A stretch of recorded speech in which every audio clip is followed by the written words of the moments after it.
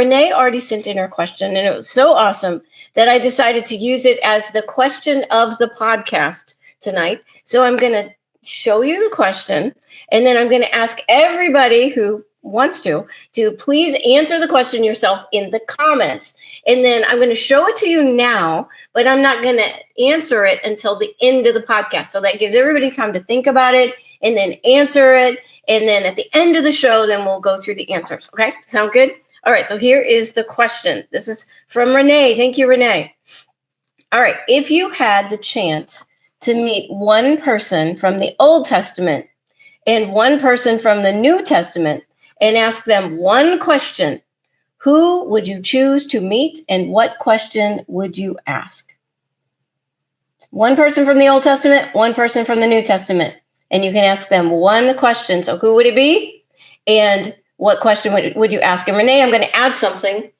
I'm going to add something for the New Testament person. It can't be Jesus. Because I'm assuming that almost everybody would say Jesus, right? I mean, if you want to put Jesus and then tell us what question you want to ask, that's cool.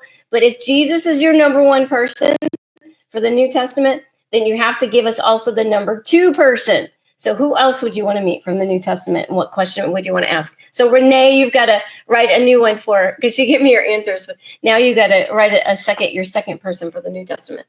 So, okay. Sound good, everybody? So I'll leave that up there for a minute. Does the New Testament, I'd ask Jesus what heaven looks like. Interesting.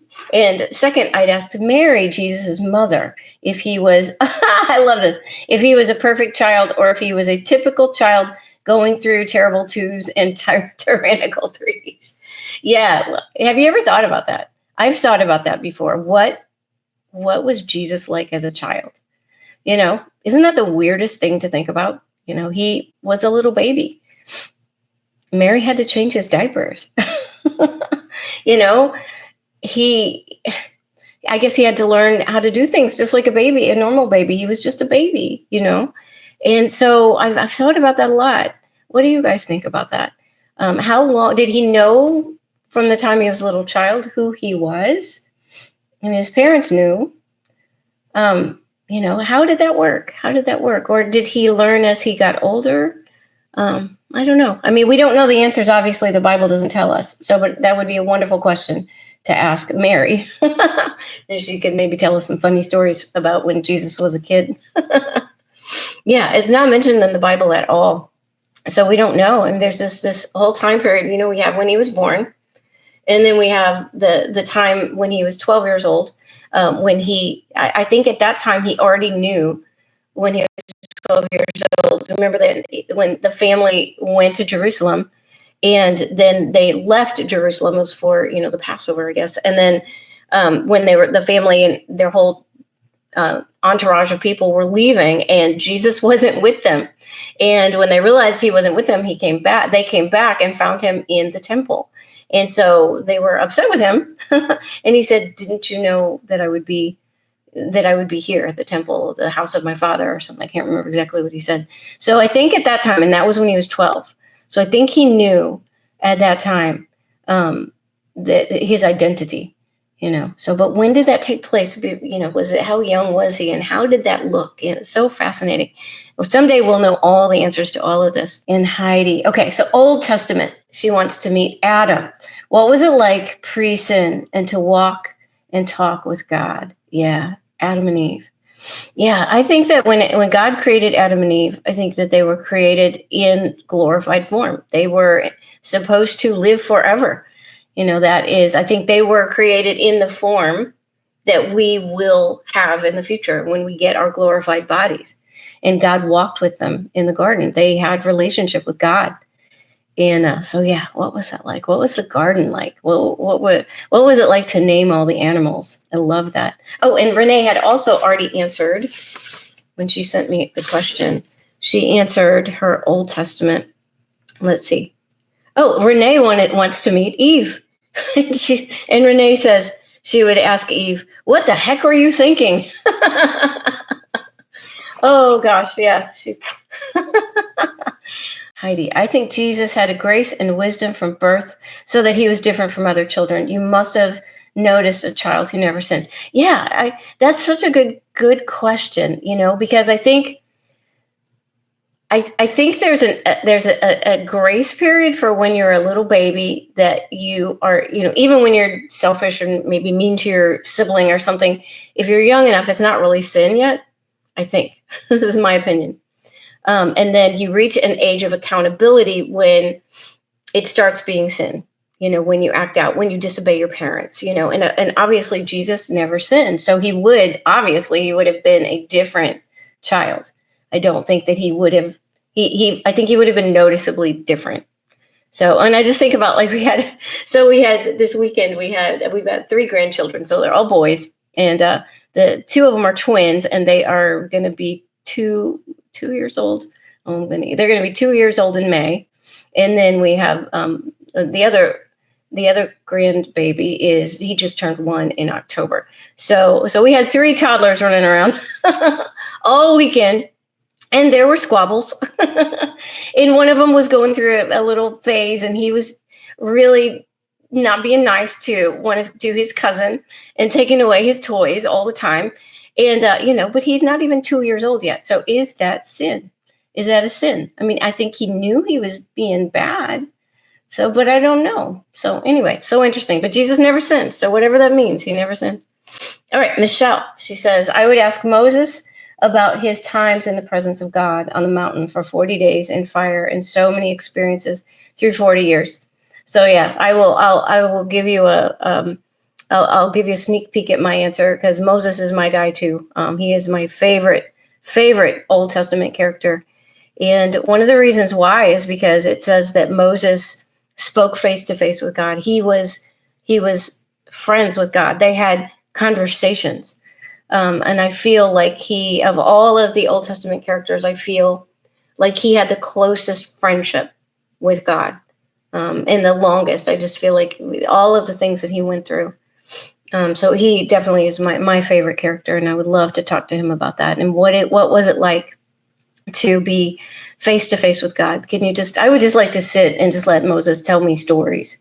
Just tell me stories from your point of view. All of the things that you experience, the miracles of God, and face to face with him, Yeah, had to take all that time for Moses to write down all the 613 laws that God gave him. Yeah, so God wrote the 10 commandments.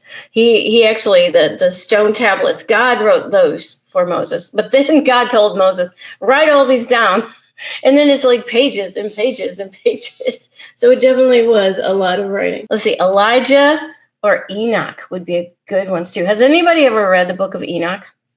That is an interesting thing. So I have not read it yet. So if you don't know about it, it is a book that written around the same time period as, the Old Testament books, a lot of them. And it is actually referred to in the Bible. So who is it? Is it in the New Testament where it's referred to? If anybody knows, tell me. I think it's either Jesus or Paul or John maybe refers to the book of Enoch, which you would think that would have been enough to cause the book of Enoch to be included in the Bible with all of the other books of the Bible, because it was obviously considered to be a reliable book. But for some reason, when it was decided which books were going to be included in the Bible, the book of Enoch was left out.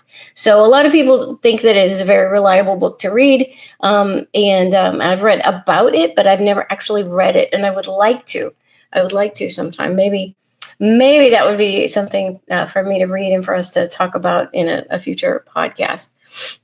All right, let's see. Oh, so Nixie, you read it. Yeah, so weird. I have a feeling that I've heard some of the weird things. It talks about Jesus as a little boy. Is that the one where it talks about, I know there's one of these books where it has stories about Jesus doing miracles as a little boy, bringing dead birds back to life or something like that. So that might be one reason why they left it out. It's too weird.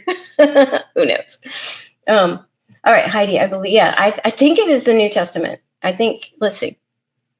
Oh, and so Scott's talking about, I would want to ask Enoch what it was like for God to take him to heaven. I would ask James how he felt when he found out his brother was the Messiah. That's a good one. Yeah. So Enoch is one of the two people, I guess is the other one Elijah, who did not die. They were taken up to heaven alive. So they never experienced death. So that would be interesting. And James, yeah, the brother of Jesus. Yeah, because I think that he did not believe in Jesus at first.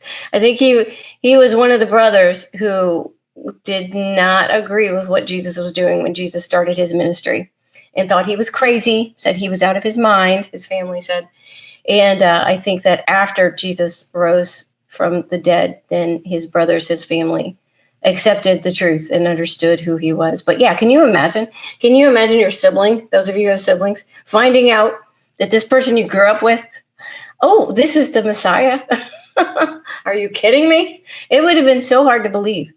And that is what we see when Jesus went back to Nazareth, his hometown, where he had grown up. The people who knew him as a child, these were the people who it was the most difficult for them to believe, and understandably. What? They say, isn't his father Joseph? How could he be the Messiah? And Jesus could not perform many miracles there because of the lack of faith. So yeah, so that would have been really, really a weird feeling, I think, to realize, oh my goodness, my bro is the Messiah.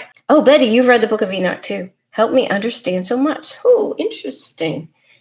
So if you could tell us a little bit more, like what did it help you understand?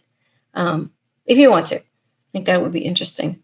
Oh, no, Heidi, a lot of details on Nephilim and the Watchers. Yeah. That's fascinating stuff. I don't know all that much, but what I've heard is just very, very, very interesting.